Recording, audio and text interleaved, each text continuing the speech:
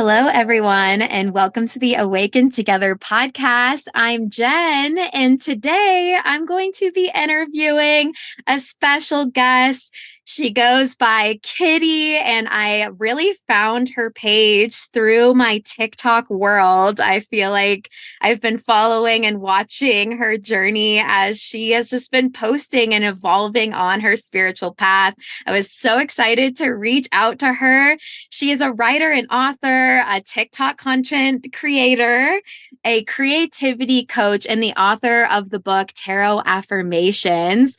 And we're going to be breaking down tarot, the journey for each of us, and just going over how you can utilize tarot and these cards in your healing journey. So without further ado, hello, Kitty. Hi, Jen. Thank you so much for having me. Yes, thank you so much for being here. And it feels so surreal to hear your voice. You know, you get to know people through content and then it's a wild journey. Oh, yeah.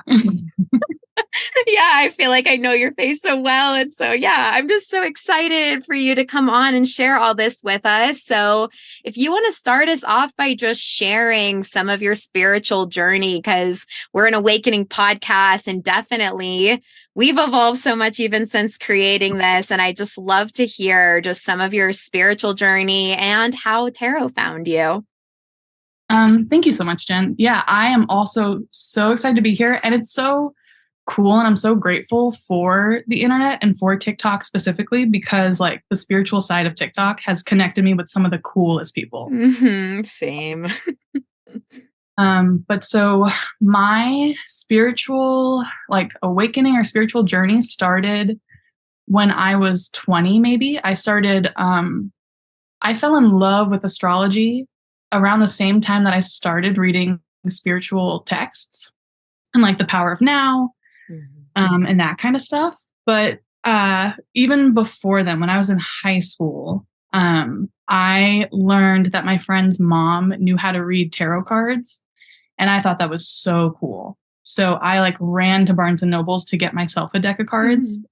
And I was probably a sophomore in high school, maybe 16, 17. But as soon as I came home and had the cards in my hand, I freaked out. They seem so powerful. Well, they seem spooky. Uh-huh. And so my parents did not raise me or my younger brothers religious at all. I had no, I don't know, indoctrination or preconceived notion about tarot cards, but having them in my hands, I was like, oh, I'm not ready for this. And so I did not touch them until I started getting into astrology and reading those books and being like, let me go back to this stuff. Uh-huh. And so really my journey with learning how to read tarot went hand in hand with also learning about spiritual concepts, and astrology. It all kind of got mushed together. Very cool. And when did you start? Yeah. What led to the writing of the book? That was years later. So in 2020, I was 23. So after a couple years of learning about astrology and tarot on my own, I started making astrology and tarot TikToks. And that sorry to backtrack, but during 2020, I definitely reached and leaned on astrology and my spirituality so much more intensely than I had in previous years. So then making TikToks for fun about that stuff and doing little tarot card readings on TikTok for fun, it just made my passion for it so much more intense. In 2020, during quarantine, I really doubled down on my enjoyment of researching things about astrology and learning the cards and doing readings for myself. And I really leaned on my spirituality during quarantine. And then that led me to start making TikToks just for fun about astrology, about tarot. And that connected me with people that were also into it. So that made me feel so much less crazy and less alone. Spiritual TikTok in 2020 was a whole collective community vibe, let me tell you. my God, yeah. Crazy. Like crazy in the best way and then also crazy in some. Yeah, it took a lot of turns. It Yes. did. I'm glad I found you. I probably found you pretty early on because I feel like I've watched you for a long time. So yeah, wild. Did you start making TikToks around that same Yeah, time? 2020, March. Yep, same path. Okay, so cool. Yeah. And then after a year or so, and maybe 2 years into doing readings online consistently, starting to take clients and like doing readings for other people, um, when I decided that I was like actually wanted to like read other people for real, I that's what led me to making the book because it's a collection of affirmations that correspond to every single card, every single upright, and every single reversal. And the act of creating it helped me sit down and like really make myself more comfortable with the cards because I was already familiar with them, but it was just like me almost being a little bit of a perfectionist and Yeah. like having to sift through my interpretation of them, the like textbook standard traditional meanings of them, and then create these affirmations. But what came out of it is a cool little tool to help people get more comfortable with the cards. Amazing. I love that. And then, yeah, you really kind of shifted gears. You were saying a little bit away from tarot, but it's circling back. You want to share a little bit about that too? Yeah.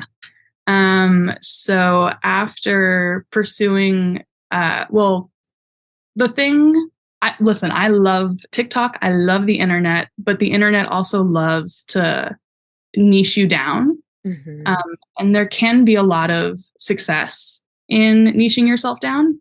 And I'm very grateful for the astrology side of TikTok, but I very quickly got boxed into it. Hmm. And prior to making TikToks about astrology and tarot, I was working on a magazine centered around creativity and mental health.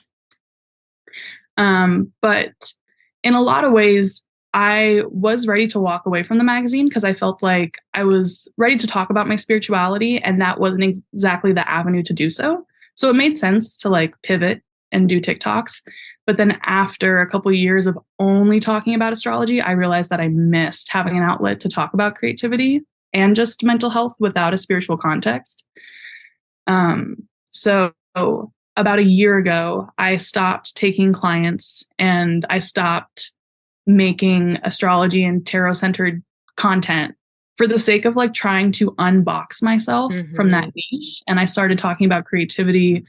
And really, I just started leaning more on my intuition and just sharing messages that seemed relevant to my own like personal life, but also what felt relevant to like the collective's energy that I could pick up on. And I started giving messages like without the cards.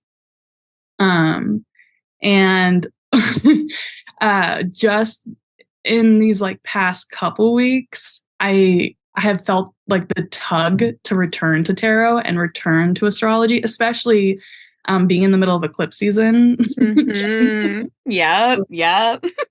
It's like in moments of chaos, of course, I'm going to lean on my tools the most. And Yeah. tarot is definitely a tool that I use to like help me ground myself and Yeah. That's my so body. amazing. Thank you for sharing, yeah, some of your journey. And I think that's the coolest thing of the spiritual path, right? Is everything ends up circling back in some way. It always, you can really see the relevance of things in retrospect, like so much more. Like, I think it's so cool in your story that you had this deck just sitting there from such a young age, not knowing that there was going to be this like slow creation of a relationship and meeting it in so many different intuitive ways and then deeper dive depth ways, understanding the cards, like origin, like all of that was kind of a little seed that even started like so young for you. So I love that.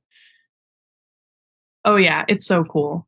Yeah, so neat. And it always, I think that is something we so share on here is that like nothing like really falls onto your path for nothing. I think you always end up circling back and seeing the reason. And yeah, I think for me, I so relate to the TikTok world and being niched in. I think I started I think it's cool for both of us that I had these tools of spirituality way before the pandemic. And I was just so grateful to have those things to be able to lean on. And it felt really sacred when the pandemic hit. The people that had kind of already started having like a deeper journey of diving into their soul and kind of looking at the connectedness of the universe and just sacredness. Like it ended up being just such a good kind of guiding light for the chaos that was happening in the collective. And I really appreciated that all these people were stepping in to kind of sharing. It felt like a deep calling at that time. Did you feel that too? Oh yeah, it did. Huge. Yeah.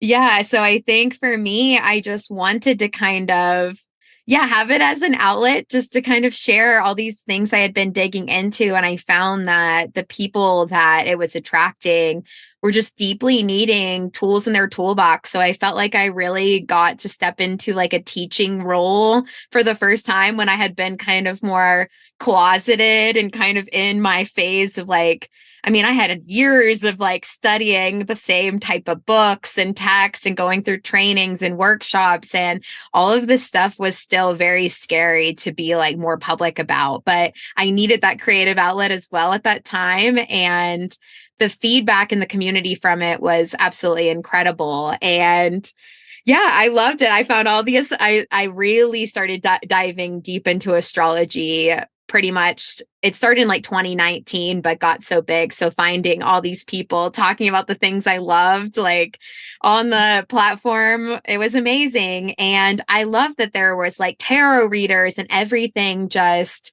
it felt like the world opened up and I was able to see something that in my actual physical reality I wasn't getting to see a lot of. And it kind of built this intrinsic confidence to, yeah, own a lot of the stuff that I had been working on. Did you feel that way as well?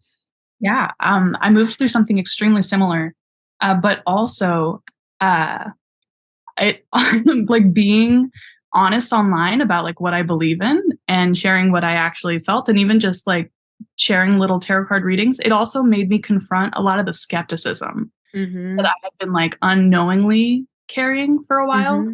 since like beginning my spiritual journey. So that was good for me in the long run too.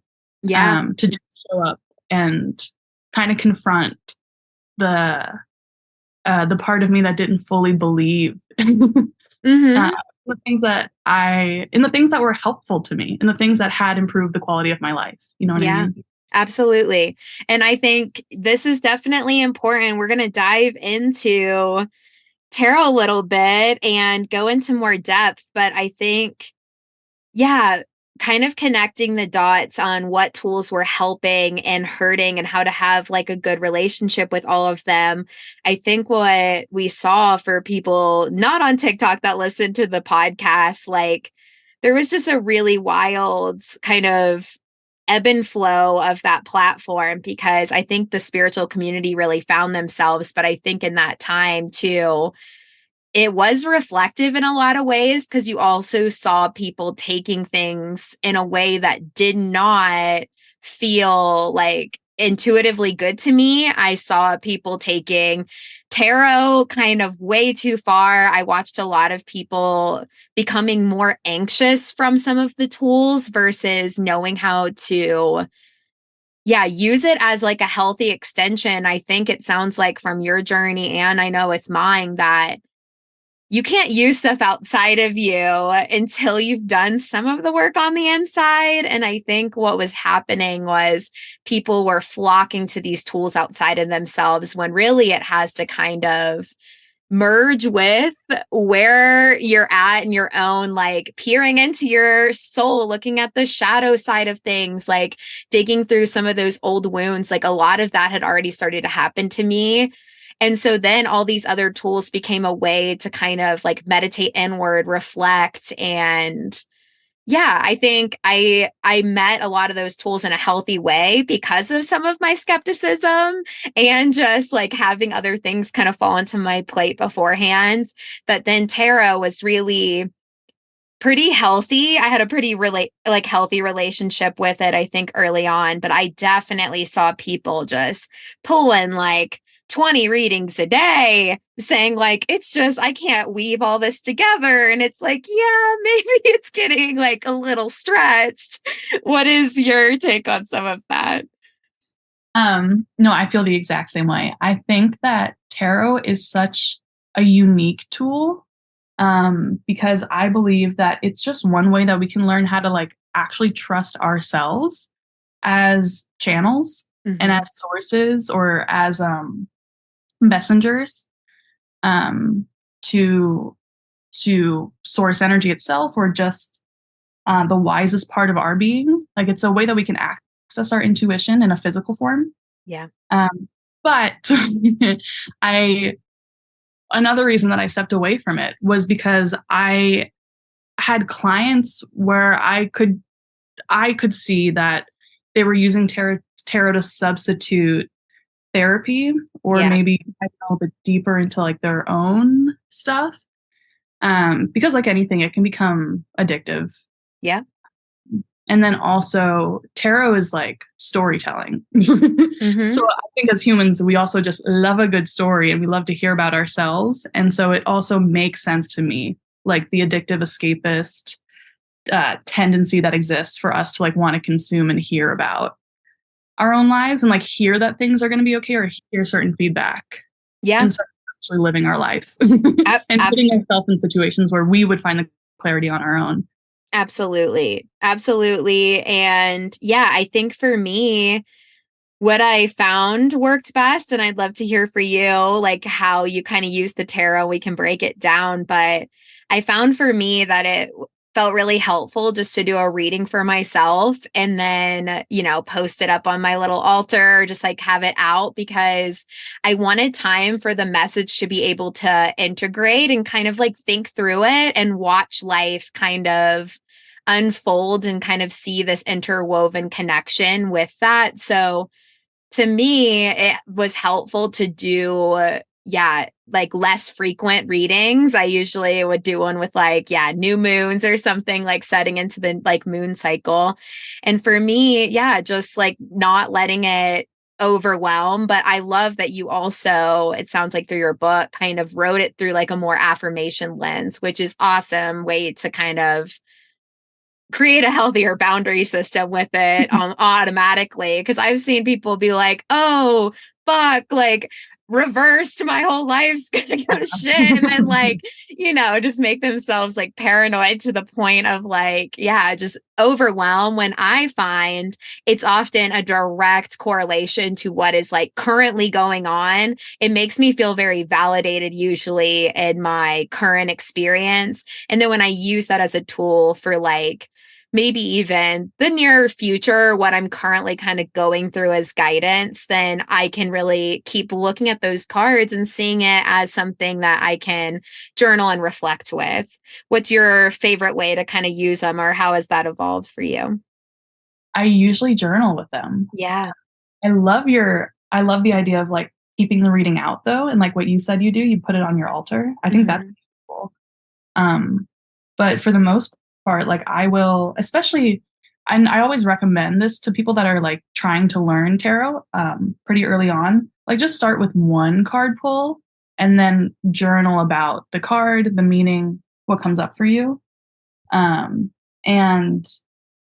for the most part, I still kind of do that. I'll only pull like a few cards, nothing crazy, and then journal about that or write down whatever feels relevant. I love that. Yeah. Yeah, so let's kind of do a little tarot school breakdown. I can share for me first. So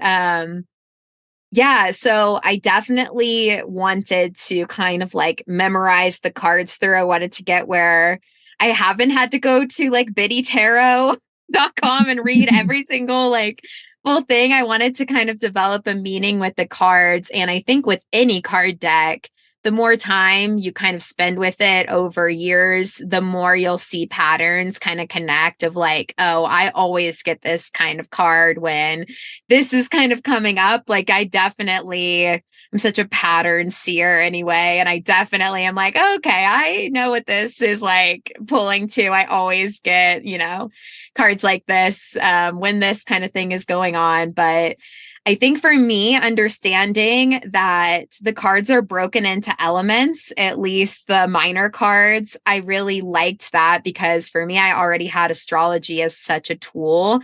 So knowing there was water, fire, earth, and air, and knowing that within the suit, it kind of goes through that same kind of journey of the zodiacs. There's like an initiation, there's kind of a more fixed middle, and then there's kind of this like mutable towards the end and closure of something. And I like to see that flow of each of the elements.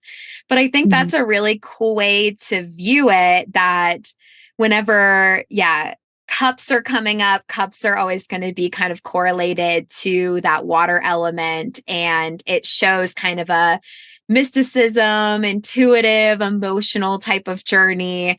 For the wands, that really correlates to fire. So you can see like the passion, innovation, creativity, kind of spark of something like exciting.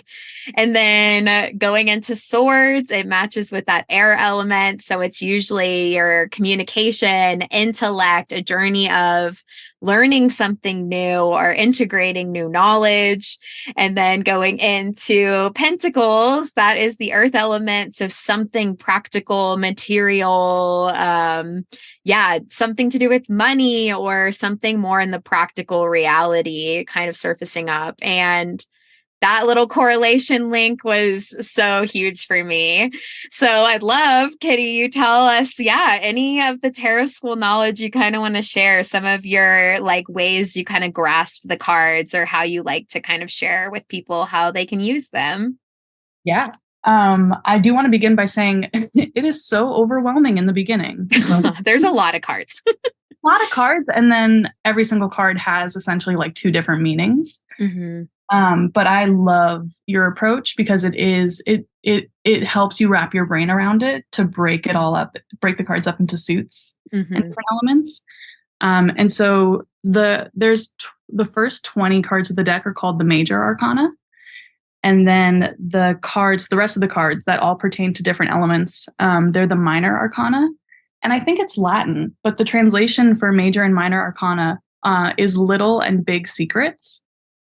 I love that. So the major arcana are the big secrets, and they're essentially 20 different archetypes. And so I think that can also be helpful when approaching the cards. Like each little card has a little story. Like there's a little main character and a little something happening. And so when approaching the cards, I also think it can be helpful to like not look up their definitions right away and just sit with the illustrations. Yeah.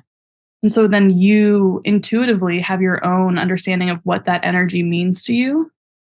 And then the more time you spend with the cards, then you reach for those definitions and then like kind of make a middle ground between your interpretation of them and then the traditional standard interpretation of them. But in the very beginning with that major arcana, the 20 cards, they tell the tale of the fool's journey, which is pretty similar to the hero's journey. And so in the story, the main character is the fool that we see on the very first card with the number 0. And then he goes on to like meet every single other archetype in the major arcana. So like the next person that he meets is like the magician. But then of course the magician has his own little story. And so if you can make it as fun for yourself as possible when approaching the cards, I think that's your best bet. I love that. Yeah. And I've heard that it's kind of the fool's journey to enlightenment. So by meeting all these characters, the fool is kind of unpacking all this internal stuff and ends up, knowing how to kind of face all these things, both outside and within himself. Have you heard it that way? Yeah, I have. I love it that way too. Yeah. And I think it's so true. I love that preface that, the cards getting less fixated on the technical meaning and learning to trust your intuition around them is so huge. And there is a lot, if you don't take it so practical, there really is a lot of just energetic things to pick up on when you just look at the cards. So even just like sitting and spending time with the like pictures and noticing like what you sense from that and how it feels and connects is so important. And I think it's also good to preface that I've seen some people only want to interpret them upright and think the reverse is just like so heavy and so dark. But I don't ever really see it that way. I think the reverse of the cards is often just a little, for a big chunk of the cards, it's just more of a drawing inward and kind of going back to like the root of that from more within, versus the upright can be kind of showing something is most likely moving outside of you. And I see it that way. And I always see the reverse as like, okay, that energy, I probably need to look at it from like a different angle more within myself. Do you have like a takeaway of the upright versus reversed? I love that. I love that your interpretation of just having to look at the situation from a different angle. I think that's beautiful. But how funny that it's such a universal experience for us to freak out when we see a reverse card. I get it for the tower card, but it's not ever like a surprise. You know? Yeah. And I've heard the definition or like the interpretation that like a reversed card can indicate like a blockage of that energy. Yeah. And I think it's more nuanced than that, because I think like, yes, sometimes it just indicates that this energy wants to come through or be felt and experienced, and there is something getting in the way of that. But also I think sometimes like with a card being in a reverse position, maybe you're going to be drawn to something on the illustration that you normally wouldn't be drawn to. So that's making you focus on a different part of the card and like a different part of that energy. I don't necessarily think it's not necessarily a bad thing. Yeah, absolutely. And I like that too. Like even the picture changes. And when you look at it, it's cool. Like for some, instead of it landing in the hand, it's falling out of the hand. Like that stuff is really cool to interpret. And it doesn't mean your whole world's going to fall apart. Like that's some of the things that shake us up to view things in a different way can be like the most important steps. So I've seen, I had a friend that just was like, oh, I would never read them reversed. I was like, I think there can be some wisdom in that, but okay, like that's just my take. And I think it's really cool. Like I like if you're learning it, I think it's fun. As you said too, Kitty, there's so much as you go on the spiritual journey, you'll realize a lot of the tools all kind of have some of the same kind of essence and energy. It's all learning to read energy, right? And like there's just so much that directly mirrors and reflects. And I think I loved to learn it with astrology. I thought it was really fun that even through the major arcana, there's you can see cards that are Aries energy, Taurus. And it's fun if you're like kind of working on learning multiple concepts. There's definitely ways you can weave two things together. And there's also so much correlation with numerology within the cards too. Do you want to share a little bit about just the numbers as a whole? Because that also can give you so much clarity about what the card is kind of teaching you. Yeah, I'd love to.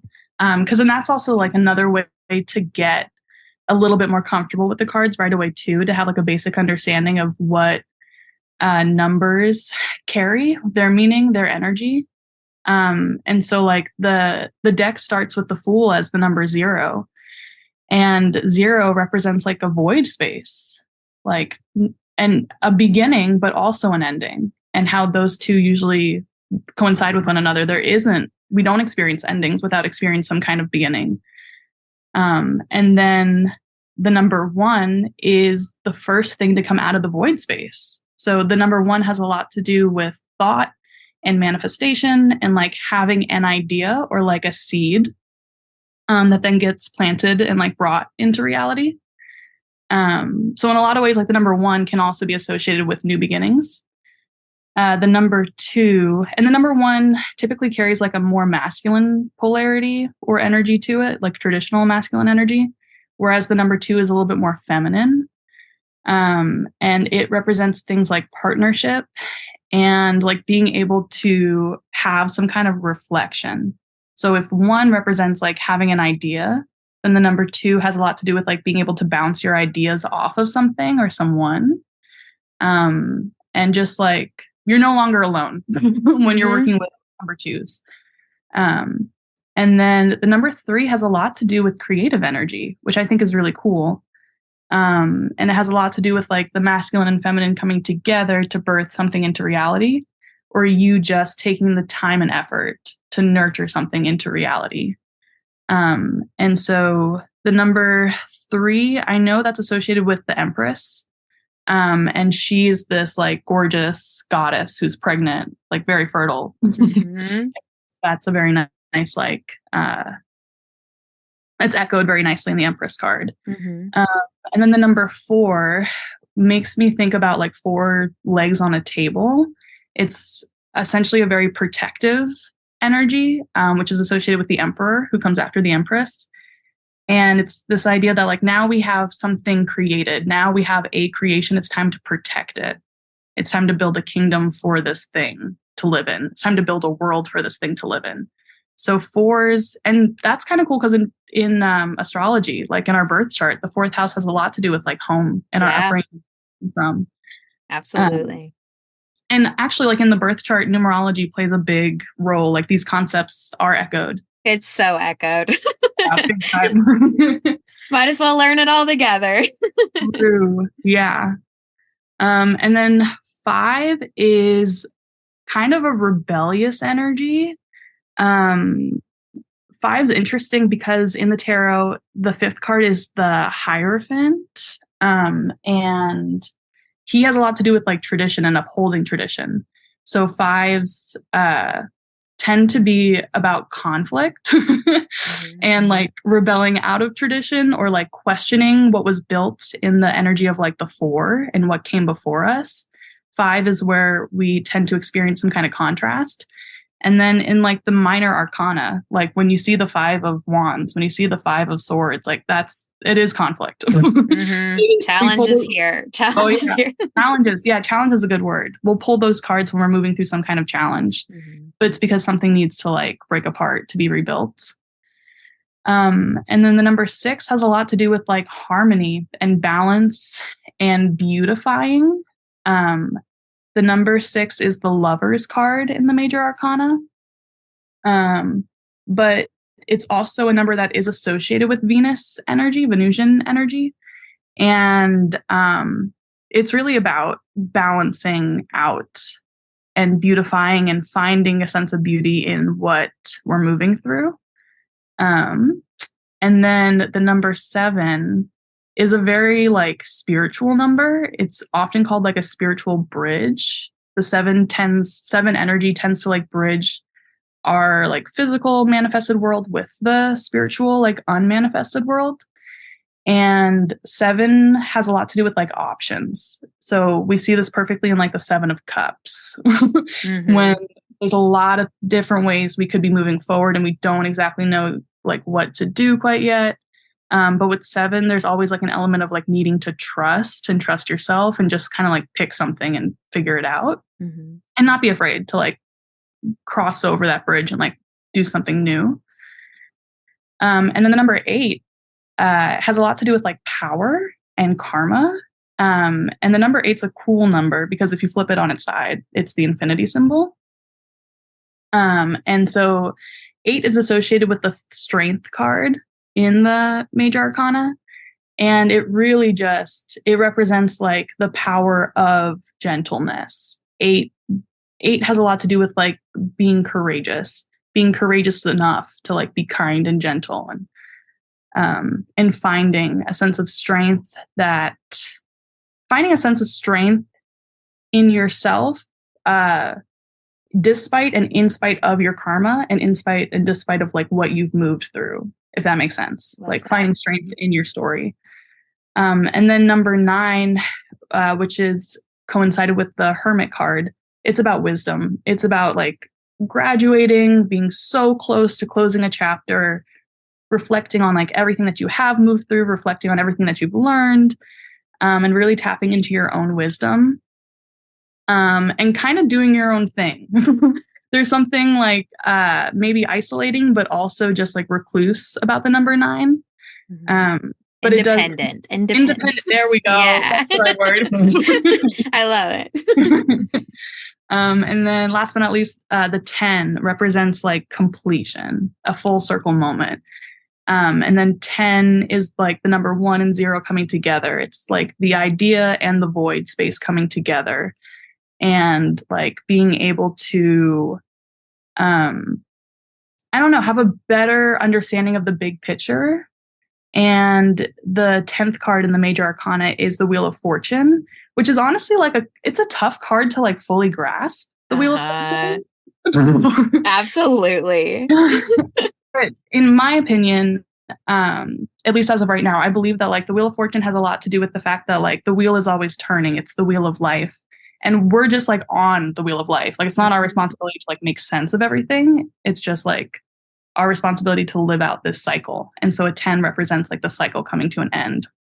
Oh, so well said, Kitty. Love it. I love that. And yeah, it's so cool to weave it through as a story. I love to hear all of the numbers. And yeah, once you kind of learn those through the major, so much of it is mirrored in the minor. And then looking at the suit, like, yeah, it can really, help you kind of grasp like which area of life that's kind of probably more likely manifesting. When you just talked about the Wheel of Fortune card, I got an idea. I will share I have a great story with the Wheel of Fortune card. And then I thought it would be fun. You can share just a wild, tarot moment, one that like, stands out, because I think we've all had a reading that has been like more profound where they shake you. Some of them shake you. Sometimes they hit you like right where, you need to hear something. I had the funniest Wheel of Fortune card. That card has been so relevant in the last like year. I've had just so much. And to me, it's kind of like strong spirit guide energy. It's like, but you're also protected, and things are shifting, but it's for your favor. And I was having just the hardest day, feeling so emotional. I was crying and walking the neighborhood and just having like a good release. And I come home, and I always keep my dog in my bedroom.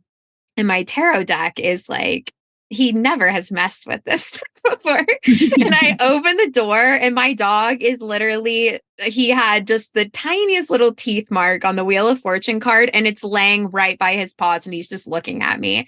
So I was like, wow. And then the cards are all just kind of piled off to the side, and then he just has that one. And then I just start crying like even harder. And I'm just like, thanks, buddy. Like he just pulls this card for me. I like definitely like just read through just the meaning again. And I felt in that moment like so synced up with everything, even though it was so overwhelming, that all of this is for like a higher purpose. And my dog was my tarot reader. So there's a story for you. Oh my God, that's awesome. That's crazy. It was. There's just a little tooth mark in that card now. And so I can always spot it. I'm like, oh, we'll see what we get. That is so cool, though. Yeah.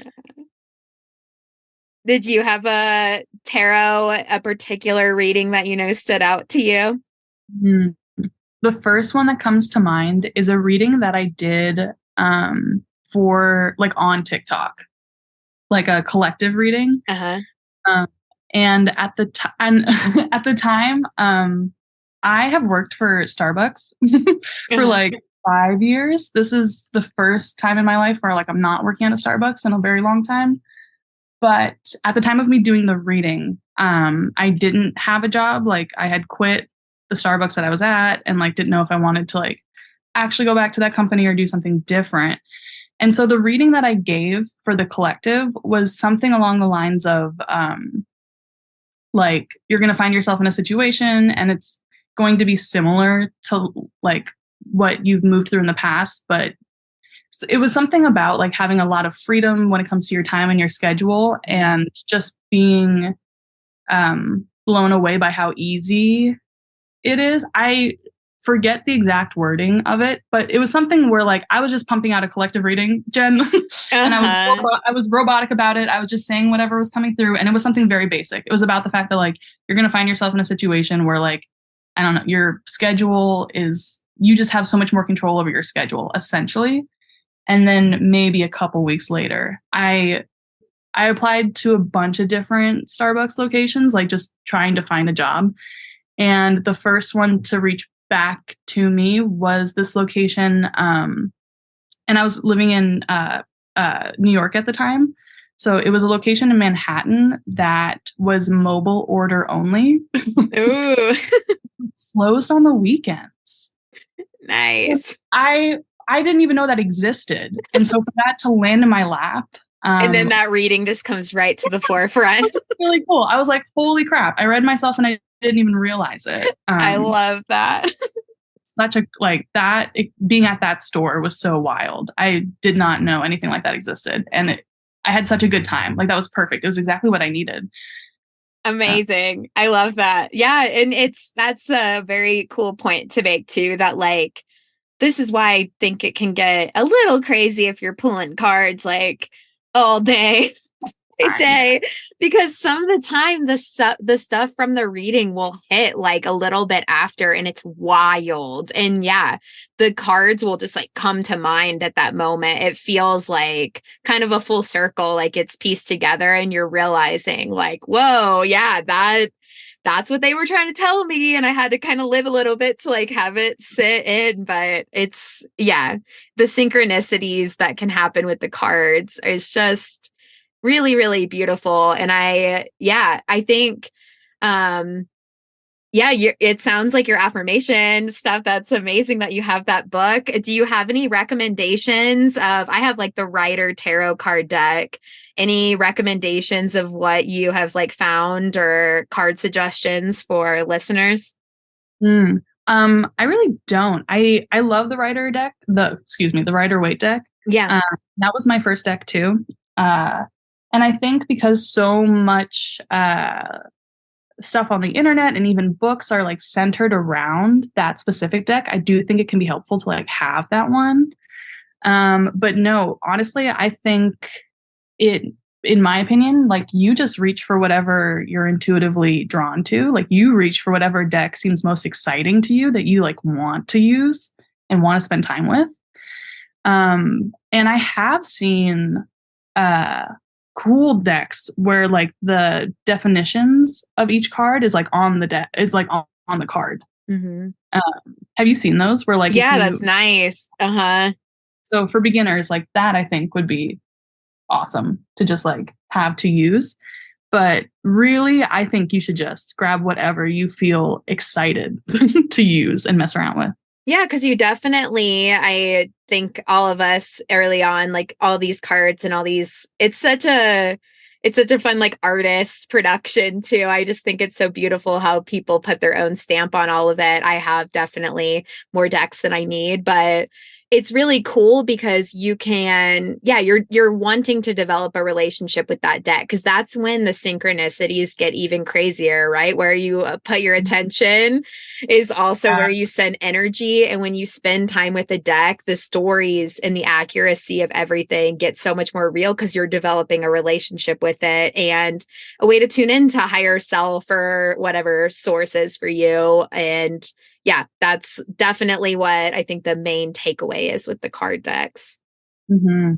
And then what might be fun for people that like do want to like get a hold of the Rider Waite, sometimes it can be helpful to like just have an oracle deck that you use in tandem with Yeah. like a traditional tarot deck too.